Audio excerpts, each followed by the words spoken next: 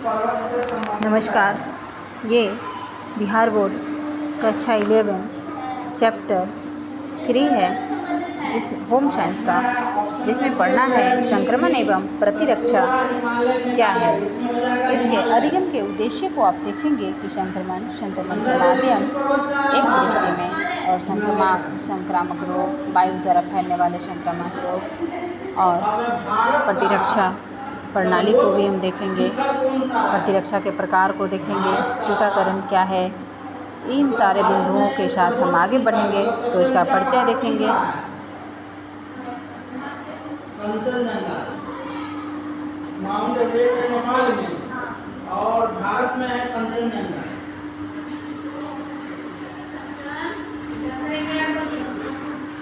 भारत का सर्वोच्च शिखर कौन सा है? संक्रमण क्या है? स्वस्थ शरीर में विभिन्न रोगों के जीवाणुओं द्वारा शरीर में प्रत्यक्ष अथवा परोक्ष रूप में पहुंचकर अपनी संख्या में वृद्धि करके कुछ निश्चित अवधि के पश्चात संबद्ध रोग के लक्षण उत्पन्न करने की क्रिया को ही संक्रमण कहते हैं। अब हम देखते हैं संक्रमण के माध्यम क्या हो सकते हैं। मानवीय स्रोत से भी होता है, श्वसन द्वारा होता है, आंतों द्वारा होता है, मूत्र रोग द्वारा होता है, त्वचा द्वारा होता है, लार द्वारा होता है।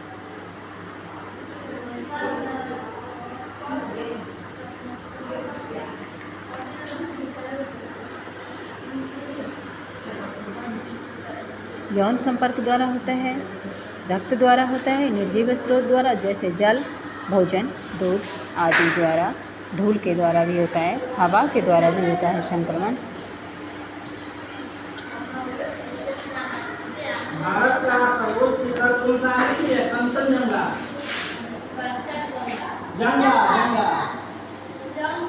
रोग का प्रसार कैसे हो सकता है? छींकने से होता है, खांसने से होता है, दूषित भोजन व जल द्वारा होता है।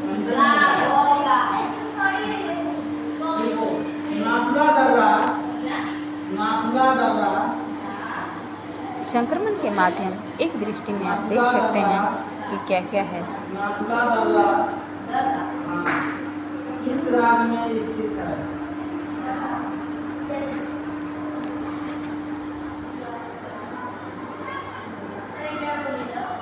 नाथुला दर्रा किस राज्य में स्थित है?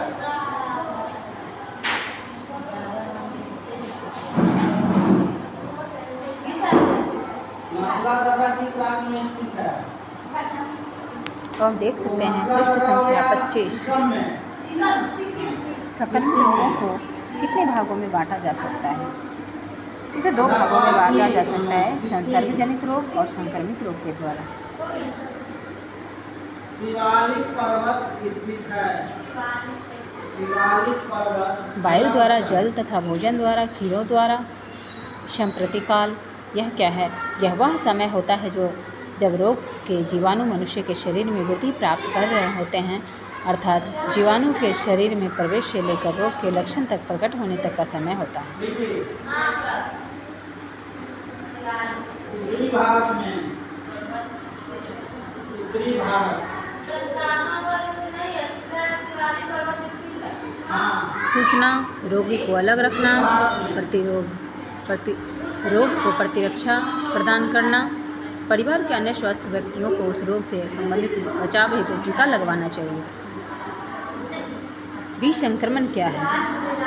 वायु द्वारा फैलने वाले संक्रामक रोग कौन कौन से हो सकते हैं? तो आप देख सकते हैं कि खसरा हो सकता है, कहाँ पाई जाती है?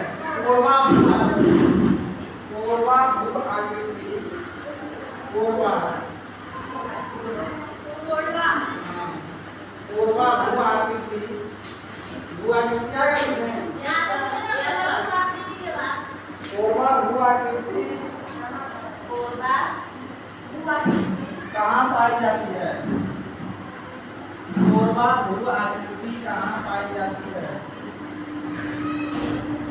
कोरबा भू आकृति जो है कश्मीर हिमालय में। तो हम देख सकते हैं पृष्ठ संख्या 26। कश्मीर हिमालय। कोरबा भू आकृति कहाँ पाई जाती है? कश्मीर हिमालय में। हाँ।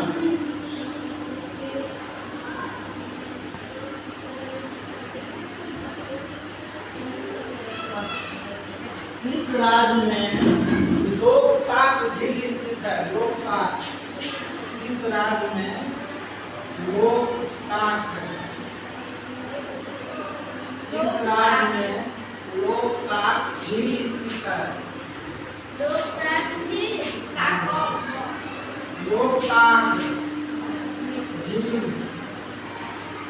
लोकताक झील स्थित है। लोकताक झील, इसका आंसर हो जाएगा मणिपुर।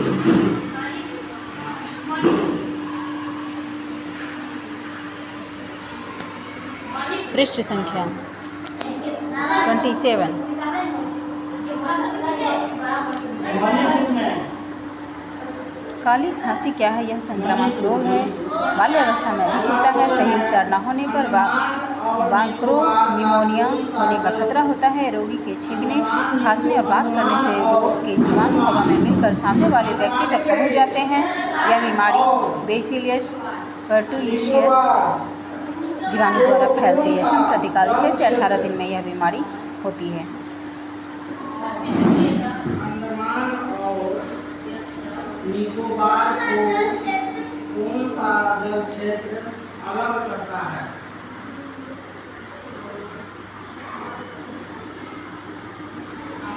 तपेदिक या क्षय रोग क्या है? कौन सा जल क्षेत्र अलग करता है? तपेदिक के जीवाणु नाक तथा मुंह द्वारा हवा के माध्यम से शरीर में पहुंचते हैं और संक्रमित व्यक्ति बाहर घूमता है तो यह जीवाणु हवा में मिलकर अन्य स्वस्थ व्यक्तियों के शरीर में प्रवेश कर जाते हैं।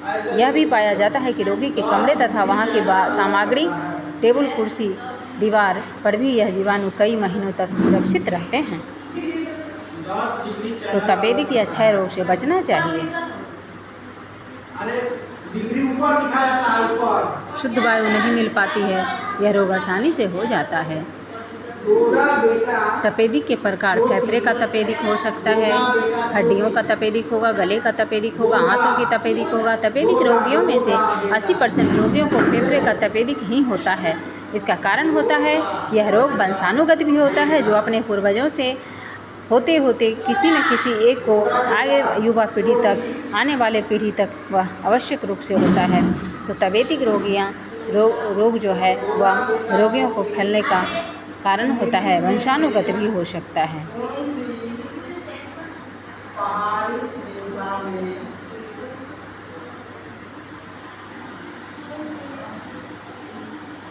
गोडा बेटा चोटी निम्नलिखित में से कौन सी पहाड़ी श्रृंखला? अब हम देखते हैं पृष्ठ संख्या 28। गोडा बेटा चोटी निम्नलिखित में से कौन सी पहाड़ी श्रृंखला में स्थित है? नीलगिरी और नीलगिरी आ जाएगा।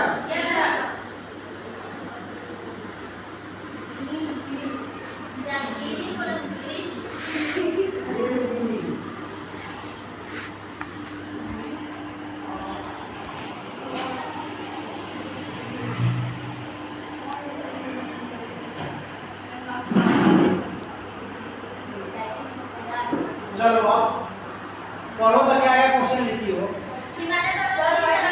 हाँ पहला क्वेश्चन से पढ़ो, सारा पहले पढ़ो, पहला क्वेश्चन पढ़ो। नहीं लिख पाई।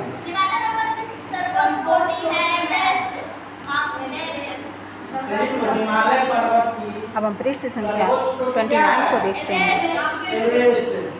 और गंगा की सबसे बड़ी सहायक नदी कौन है? यमुना।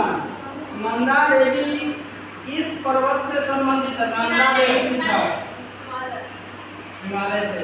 भारत का सर्वोच्च शिखर कौन सा है? कंचनजंगा। और विश्व का सर्वोच्च शिखर कौन हो जाएगा? Mount Everest. विश्व का कौन हो जाएगा सर्वोच्च पर्वत शिखर? Mount Everest. और भारत का कौन हो जाएगा? कंचनजंगा। अच्छा, नाथुला दर्रा किस राज्य में स्थित है? सिक्किम में। नाथुला दर्रा किस राज्य में स्थित है? पर्वत स्थित है। शिवालिक पर्वत कहाँ स्थित है? उत्तरी भारत में। पृष्ठ संख्या 29। हम लोग उत्तरी भारत में हैं। हाँ, तो उत्तरी भारत में जो है ना 3-4 स्टेट आता है, जैसे उत्तरी भारत और हो गया, दक्षिणी भारत हो गया, पूर्वी भारत, पश्चिमी भारत। तो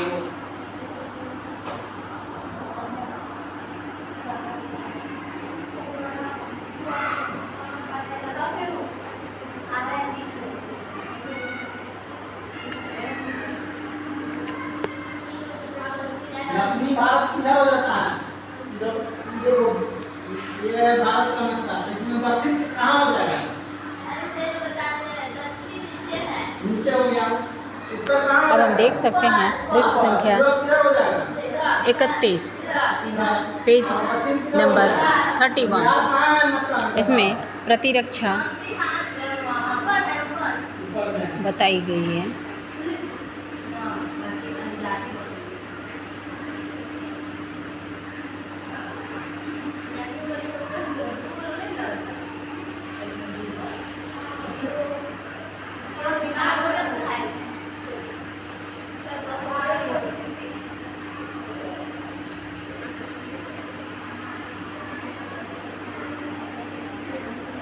जैसे इंटर में 2 भूगोल पढ़ना है। हाँ, एक है भौतिक भूगोल के मूल सिद्धांत और एक है भारत का भौतिक पर्यावरण। उसमें भारत के बारे में पढ़ना है। चलो, तो ये हो गया भौतिक भूगोल का, ये अभी जो दिखाया है ये भौतिक भूगोल का हो गया।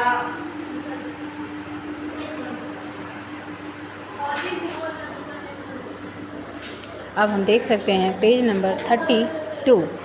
नहीं, ये हो गया भारत के भूगोल का हो गया। भौतिक भूगोल में दूसरा चैप्टर है पृथ्वी की उत्पत्ति एवं विकास, और ये हो गया भारत का भौतिक पर्यावरण। भारत के बारे में नाम ही पढ़ेगा।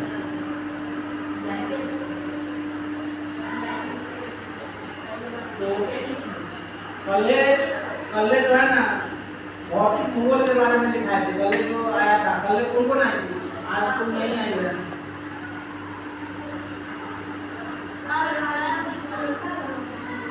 चलो, अब लिख लो भौतिक भूगोल का क्वेश्चन लिखो। चैप्टर 2 का लिखोगे। ये ऑब्जेक्टिव क्वेश्चन लिखाए हैं। सब्जेक्टिव लिखोगे। टीकाकरण का तालिका दिया गया है, इसको आप देख सकते हैं कि 1.5 माह में कौन सी टीका लगाई जाती है, 2 माह, 2.5 माह में, 3.5 माह में, 9 से 12 माह में, 15 से 18 माह में, 16 से 24 माह में। एसबीटीबीटी का दोनों बुक आता है, एक ही बुक। दोनों बुक कितना में दिया है?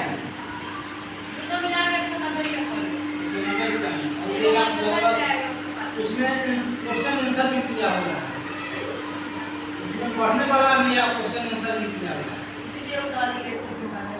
दिखाया था कहाँ से?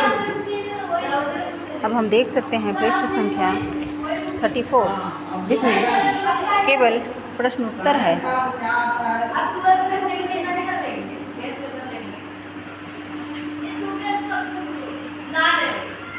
परवीन सर के टाइम पढ़ाते हैं इंटर के बच्चा को, फिजिक्स पढ़ाते हैं परवीन सर। उनसे पूछ लेना कि सब कौन किताब होगा, जाके काहे नहीं लिखो। अभी 10वां में पढ़ा रहे हैं वो भी पहले पूछ लेना कि क्या फिजिक्स में क्या क्या कौन किताब पढ़ना है, कौन चैप्टर पढ़ना है। जो इम्पोर्टेंट चैप्टर वो सब भी पढ़ रहे थे, उन्हीं से पूछ लो, बता देंगे।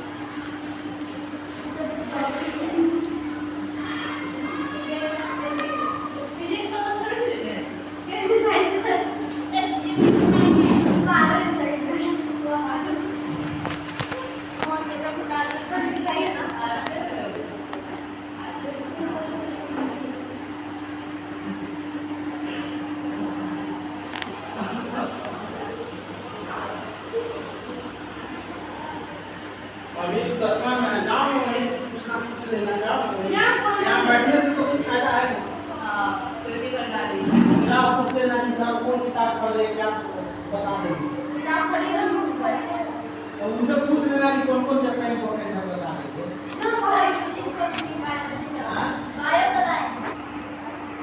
आसानी से ज़्यादा कम नहीं होगा। जैसा फिजिक्स में लोगों को चैप्टर पढ़ना है तो उनका NCERT का बुक है। हिंदी में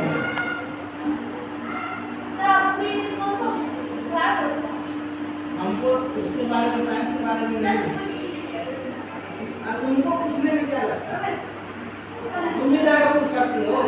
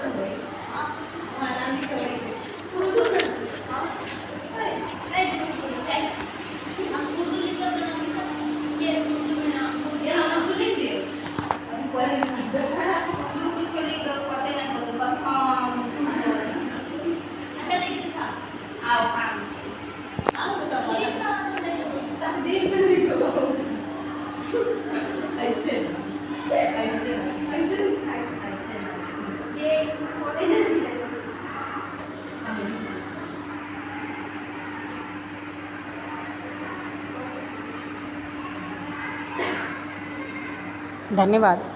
ये था गृह विज्ञान कक्षा 11 बिहार बोर्ड का चैप्टर 3